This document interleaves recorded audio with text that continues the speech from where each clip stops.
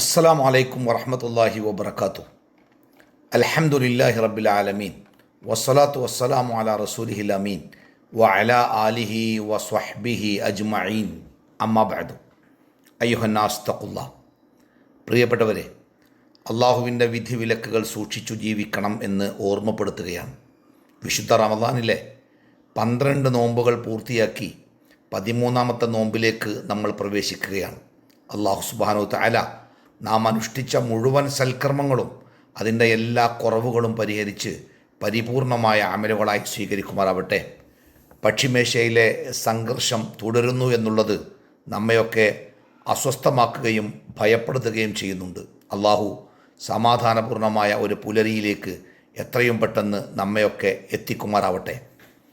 വിശുദ്ധ ഖുർആനിൽ നോമ്പും റമദാനും അതുമായി ബന്ധപ്പെട്ട നിയമങ്ങളും അല്ലാഹു തആല പഠിപ്പിക്കുന്നത് വിശുദ്ധ ഖുർആനിലെ 2-ാം അധ്യായം സൂറത്തുൽ ബഖറയിലെ 183, 184, 185, 187 ഈ 4 ആയത്തുകളിൽ കൂടിയാണ്.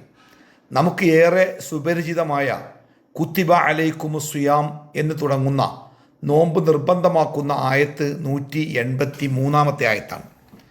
അതിനെ തുടർന്ന് വരുന്ന 184-ഉം 185-ഉം റമദാനും നോമ്പും അതിൻ്റെ നിയമങ്ങളുമായി ബന്ധപ്പെട്ട ആയത്താണ്. പിന്നെ 187-ഉം ഈ നോമ്പിൻ്റെ മര്യാദകളുമായി ബന്ധപ്പെട്ട നിയമങ്ങളാണ്. അവയ്ക്കിടയിൽ 186-ാമത്തെ ഒരായത്ത് വരുന്നുണ്ട്. ആ ആയത്ത് നേർക്കുനേരെ റമദാനുമായി ബന്ധപ്പെട്ട ആയത്തല്ല, അത് പ്രാർത്ഥനയുമായി ബന്ധപ്പെട്ട ആയത്താണ്.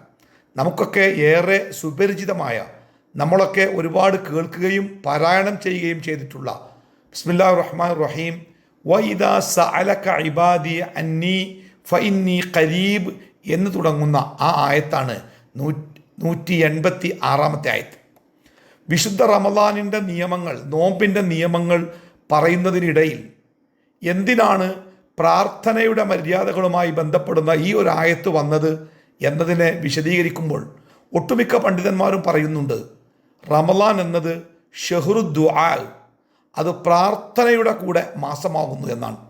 അള്ളാഹുവിലേക്ക് ഓരോ അടിമയും നോമ്പ് നോറ്റ് ഇബാദത്തുകളിലൂടെ ഏറ്റവും അടുക്കുന്നതായതുകൊണ്ട് തന്നെ കൂടുതൽ പ്രാർത്ഥിക്കുകയും പ്രാർത്ഥിക്കാൻ അവസരം കിട്ടുകയും പ്രാർത്ഥനകൾക്ക് കൂടുതൽ ഉത്തരം കിട്ടുന്ന സമയങ്ങൾ കൊണ്ട് ധന്യമാക്കപ്പെടുകയും ചെയ്ത മാസമാകുന്നു റമദാൻ. അതുകൊണ്ടാണ് റമദാൻ മാസത്തിൻ്റെ മര്യാദകൾ പറയുന്നതിൻ്റെ ഇടയിൽ തന്നെ അള്ളാഹു പ്രാർത്ഥനയുമായി ബന്ധപ്പെട്ട വളരെ പ്രധാനപ്പെട്ട ഒരു നിയമം നമ്മളെ പഠിപ്പിച്ചത്. ഈ ആയത്തിലൂടെ അള്ളാഹു പറയുന്നത് വൈദാ സഅലക ഇബാദി അന്നി ഫഇന്നി ഖരീബ്. നബിയെ, എൻ്റെ അടിയാന്മാർ എന്നെപ്പറ്റി നിന്നോട് ചോദിച്ചാൽ നിശ്ചയമായും ഞാൻ സമീപസ്ഥനാകുന്നു.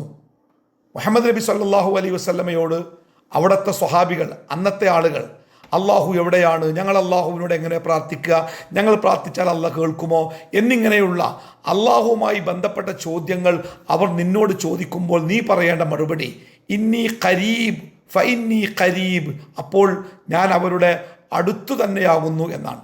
ഉജീബു ദഅവത ദാഇ ഇദാ ദഅനി, ഇതാണ് 2ാമത്തെ ഭാഗം. ഉജീബു, ഞാൻ ഉത്തരം നൽകും. ദഅവത ദാഇ, വിളിക്കുന്നവൻ്റെ വിളിക്ക്, പ്രാർത്ഥിക്കുന്നവൻ്റെ പ്രാർത്ഥനയ്ക്ക്. ഇദാ ദഅനി, അവൻ എന്നെ വിളിച്ചാൽ. പ്രാർത്ഥിക്കുന്നവൻ എന്നെ വിളിച്ചു പ്രാർത്ഥിച്ചാൽ അവൻ്റെ പ്രാർത്ഥനയ്ക്ക് ഞാൻ ഉത്തരം നൽകും. ഇതാണ് 2ാമത്തെ ഭാഗം. 3ാമത്തേത് ഫൽയസ്തജീബു ലി വൽയുഅ്മിനു ബി ലഅല്ലഹും യർഷുദൂൻ. വ്യത്യസ്തമായ ചില അർത്ഥങ്ങൾ ഈ പദത്തിനു കാണാം. ഫൽയസ്തജീബു ലി, അതുകൊണ്ട് അവർ എൻ്റെ വിളിക്ക് ഉത്തരം നൽകട്ടെ. വൽയുഅ്മിനു ബി, അവർ എന്നിൽ ഉറച്ച് വിശ്വസിക്കുകയും ചെയ്യട്ടെ. ലഅല്ലഹും യർഷുദൂൻ, അവർ സന്മാർഗം പ്രാപിച്ചേക്കാവുന്നതാണ്. ഇതാണ് ഒരു വ്യാഖ്യാനം. 2ാമത്തേത് ഫൽയസ്തജീബു ലി എന്ന വാക്കിന് അവർ എന്നോട് അല്ലെങ്കിൽ എന്നിൽ നിന്ന് ഉത്തരം തേടിക്കൊള്ളട്ടെ എന്ന ഒരർത്ഥവും തഫ്സീറുകളിൽ നമുക്ക് കാണാൻ പറ്റും.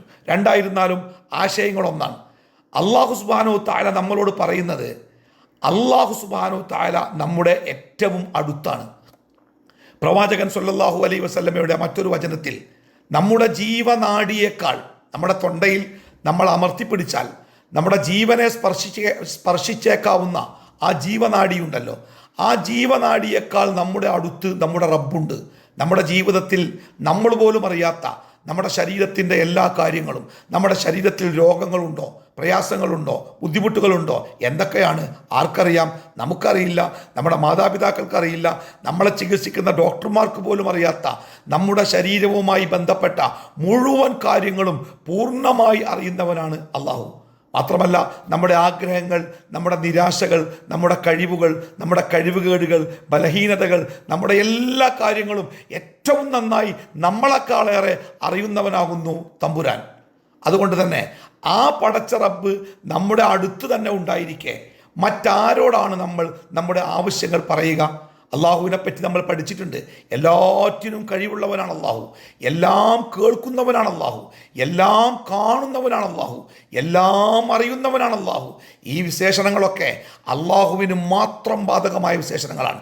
ഇതൊക്കെയുള്ള അള്ളാഹു, ഏറ്റവും കാരുണ്യവാനായ അള്ളാഹു, നമ്മുടെ തൊട്ടടുത്തുള്ള അള്ളാഹു, ആ അള്ളാഹു നമ്മളോട് പറയുന്നത്, നിങ്ങൾ ചോദിച്ചോളൂ, ഞാൻ നിങ്ങൾക്ക് തരാം. എന്തെങ്കിലും വേണമെന്നുള്ളവർ എന്നോട് ചോദിക്കട്ടെ, ഞാൻ അവർക്ക് ഉത്തരം നൽകും. നോക്കൂ എത്ര കൃത്യമായിട്ടാണ് അള്ളാഹു കാര്യങ്ങൾ പറയുന്നത്. അതുകൊണ്ട് പ്രിയപ്പെട്ടവരെ, ഈ വിശുദ്ധ റമദാൻ ധാരാളമായി പ്രാർത്ഥനയുടെ മാസമാക്കുക. നമ്മുടെ ദുന്യാവിന് വേണ്ടി, പരലോകത്തിന് വേണ്ടി, കുടുംബത്തിന് വേണ്ടി, മക്കൾക്ക് വേണ്ടി, മാതാപിതാക്കൾക്ക് വേണ്ടി, നമ്മുടെ ചുറ്റുപാടുകൾക്ക് വേണ്ടി, സഹോദരന്മാർക്ക്, സമുദായത്തിന്, ലോകത്തിന്, മനുഷ്യർക്ക് എല്ലാവർക്കും വേണ്ടിയും നിരന്തരമായി നമ്മൾ പ്രാർത്ഥിക്കുക. ഈ മാസം പ്രാർത്ഥനയുടെ കൂടെ മാസമാണ് എന്ന് നമ്മൾ മനസ്സിലാക്കുക. ആ പ്രാർത്ഥന എപ്പോഴും അള്ളാഹുവിനെ മാത്രം വിളിച്ചുകൊണ്ടാവുക. അള്ളാഹുവിൻ്റെ പേരല്ലാതെ മറ്റൊരു സൃഷ്ടിയുടെ പേരും ആ പ്രാർത്ഥനയിൽ വിളിക്കുന്നിടത്ത് ചേർത്ത് വെക്കാതെ റബ്ബിനെ മാത്രം പ്രാർത്ഥിച്ച് റബ്ബിൽ നിന്ന് ഉത്തരം തേടി യഥാർത്ഥ മുഅ്മിനുകളായി തീരാൻ എല്ലാവരും പരിശ്രമിക്കുക. അള്ളാഹു നമ്മളെ ഏവരെയും അനുഗ്രഹിക്കുമാറാവട്ടെ. വസല്ലല്ലാഹു അലാ മുഹമ്മദിൻ വഅലാ ആലിഹി വസഹ്ബിഹി അജ്മഈൻ. അൽഹംദുലില്ലാഹി റബ്ബിൽ ആലമീൻ. അസ്സലാമു അലൈക്കും വറഹ്മത്തുള്ളാഹി വബറകാതുഹു.